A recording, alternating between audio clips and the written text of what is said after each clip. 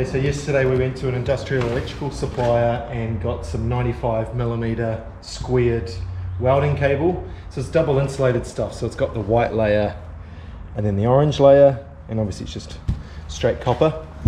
So today been making up the lengths needed for the inverter to the board.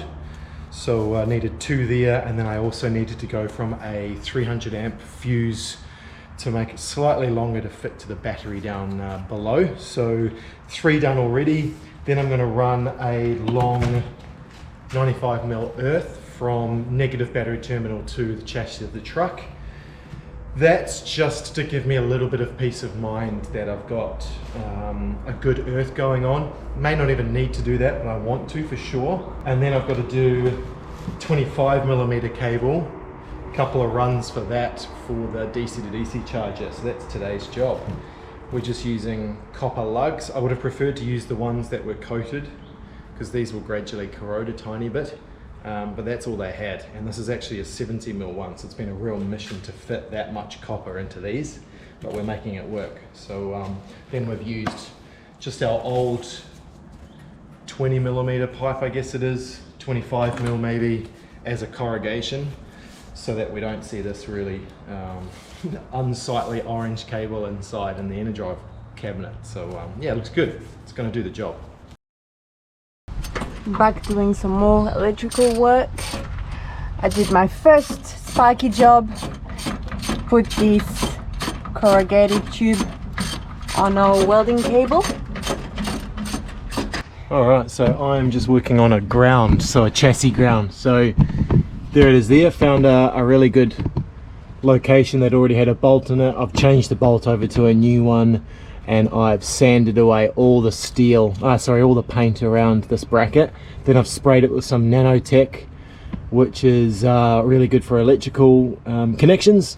So we've got the big 95mm coming in. That is from our lithium battery bank. The other one is for the DC-DC charger.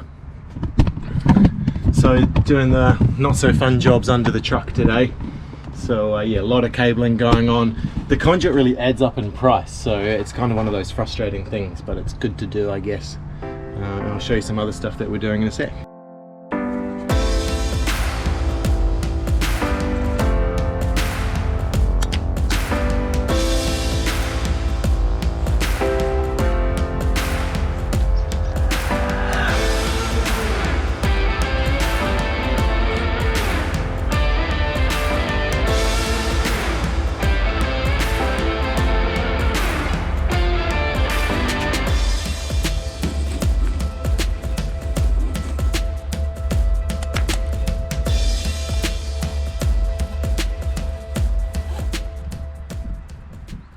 Okay, and then I'll bring it under here and I'll feed it through. What's happening down there? Okay, so Done that a few times today. we have. So Chris right now is routing the wire winch cable. Yeah, this is the positive feed. It's going to go to our cutoff switch.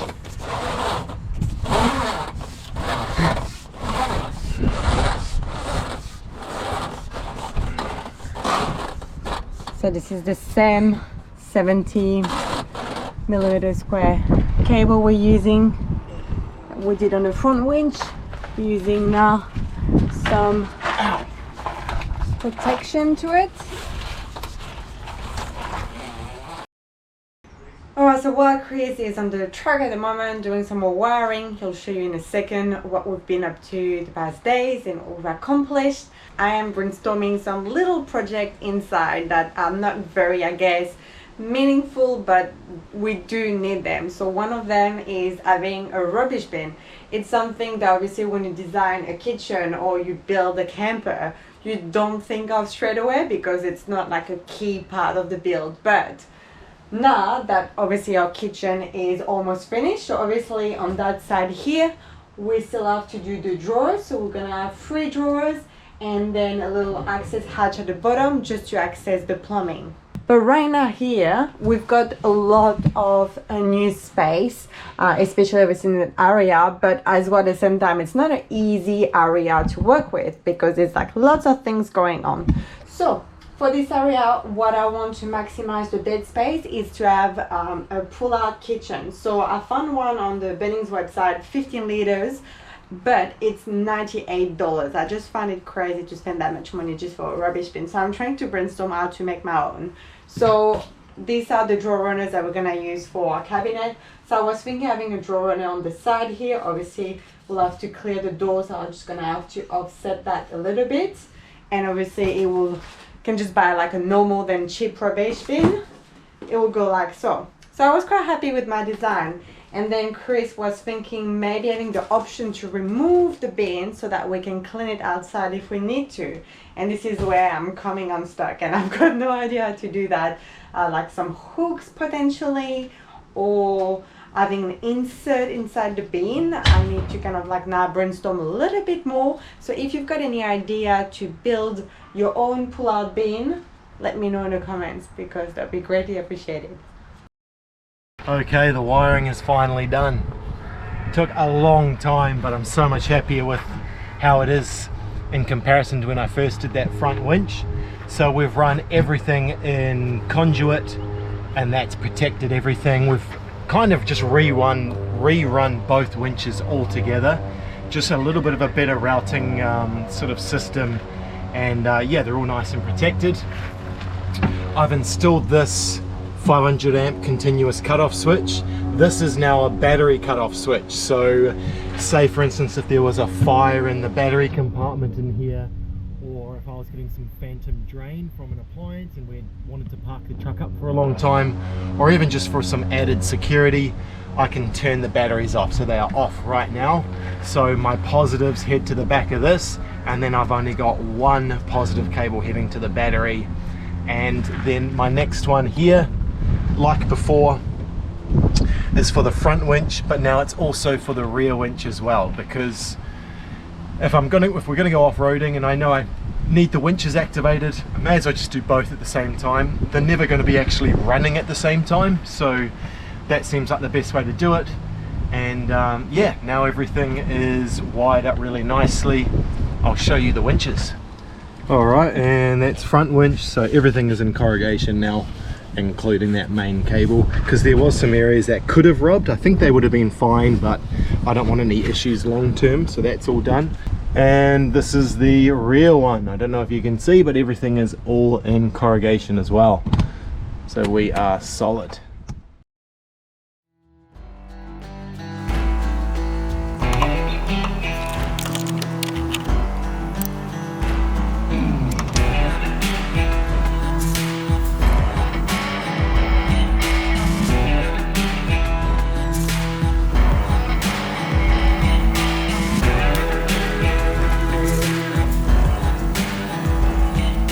Now we're going to drill a hole in the roof to fit this little solar gland. So then the cables will come in and it'll lock it all up nice and waterproof. So yeah, this is going to be something I'm not really looking forward to, but it's got to be done. Hopefully I don't botch it, and then we'll be pretty close to having our solar array set up.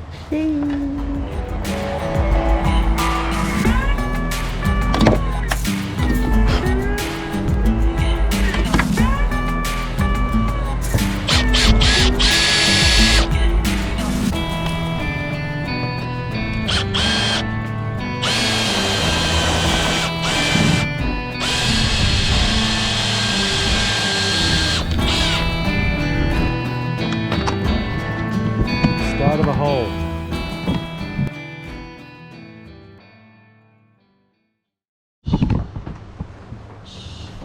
Hello. Like a periscope off a submarine. Dee dee dee dee dee dee dee. Alright, so that was positive 200. Next one.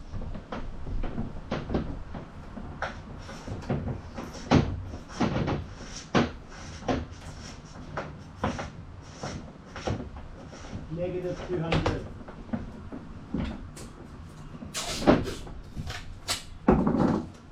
negative 200.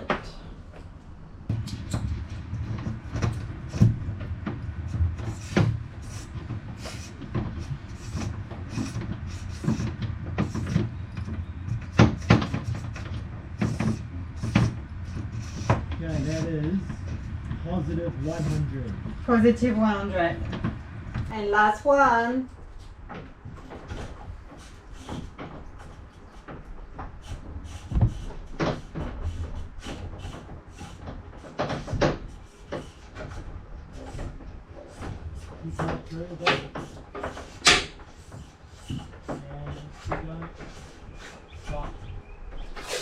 That's negative 100. Yeah. All good? Job done. Now to stick it down.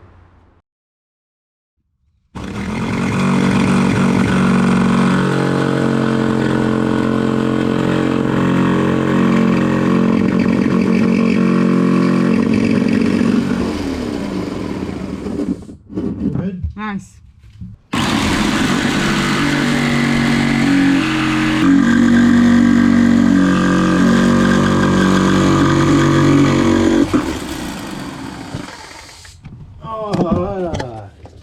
Hello. Hey! Fancy seeing you here. We have battery ventilation now. Which proved a little bit more difficult because we didn't think we had this aluminium on the way, so we had to make two little windows for our vent. It's not going to be pretty from the inside, but Has to be done, unfortunately. practicality over looks on this one. Unfortunately, yes. Perfect. Hiding the... Hiding the ugliness. Yeah. Okay, that's not so bad. Cool. That's not so bad. It's just ugly on the inside. Oh, I didn't enjoy that, man. Got more to come. More to come, but up higher at least. That was not enjoyable. Nice. Is this the moment of truth? The moment of truth. First preliminary test. Ready?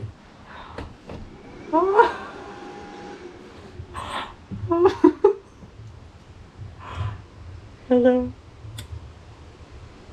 Yay, you did this. Okay, so now we fire this bad boy up.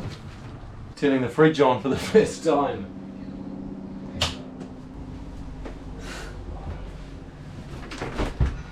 Nothing. Okay. It's working. So what had happened was the circuit breaker on the side of the inverter itself, I must have switched off. So I just turned that. We're just like freaking out. Oh. In case you don't realise, circuit breakers should be up, not down. Everything works! Oh my... Yes! Oh, I'm so happy with that. Oh man!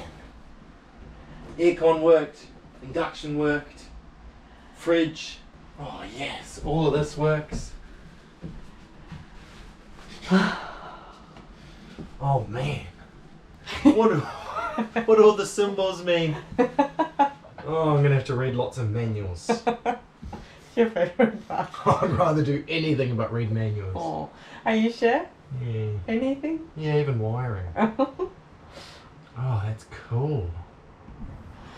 So after making sure that everything was working in the Enerdrive cabinet, we just had to look at all our cable and all the label that we've got just to make sure that we have everything written. We've got a few spare ones that actually we haven't labeled as well properly. So we've got two kind of like, we don't know what they will be for, but that's good. We've got some spares.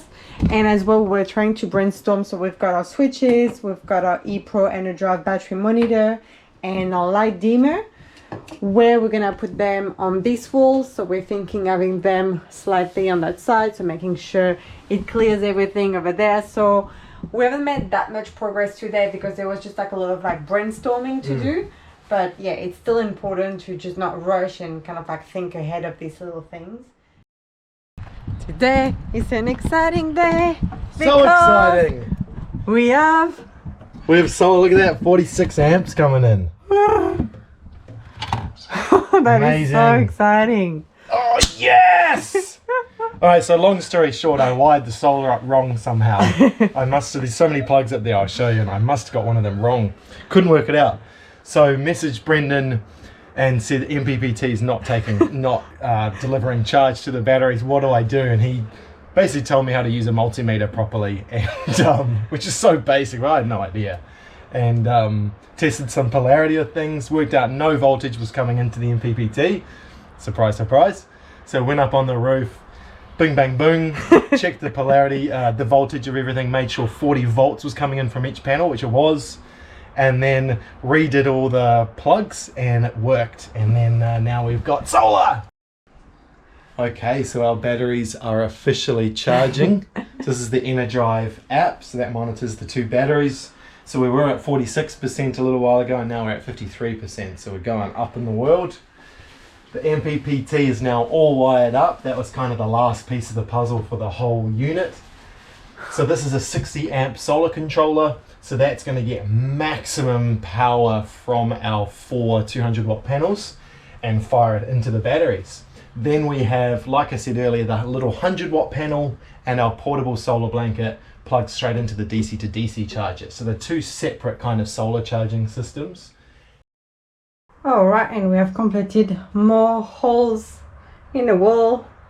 This will be switch, dimmer, switch, Enerdrive E Pro battery monitor, another vent so that we get better ventilation not only at the top for the inverter and like all the component here, but as well at bottom with the batteries. So we're hoping that will be enough. Potentially we heard some people like sometimes put like a little computer fan as well to help for better ventilation, but that can always be added at a later stage if we need it. So yeah, no, very happy with the progress today. Now just need to screw them to the wall. This man over there has been working very hard putting all our switches screwed to the wall. That looks a bit nice. Yeah. Alright, nice moment of truth. Which one do I start with? There's only one. Only one, alright. The dimmer. Ah, that is so cool. Finally. That is such a cool feature. So we've got a light here as well, and we've got 4 more lights on the way that will be under the bed, that will be as well dimmable. So we'll have in total 8 lights, plus the one in the bathroom, plus the one in the kiddie bed area. I think we did pretty well in terms of lighting. I think so. More wiring to do, but it'll be over soon. I reckon I will have finished it pretty quick. These are the solar panel fuses that have just arrived, so I'm going to go up on the roof and put those in. Ange, the post office woman, collected them. Yep, thank you. Oh, I reckon that's us for this week, eh?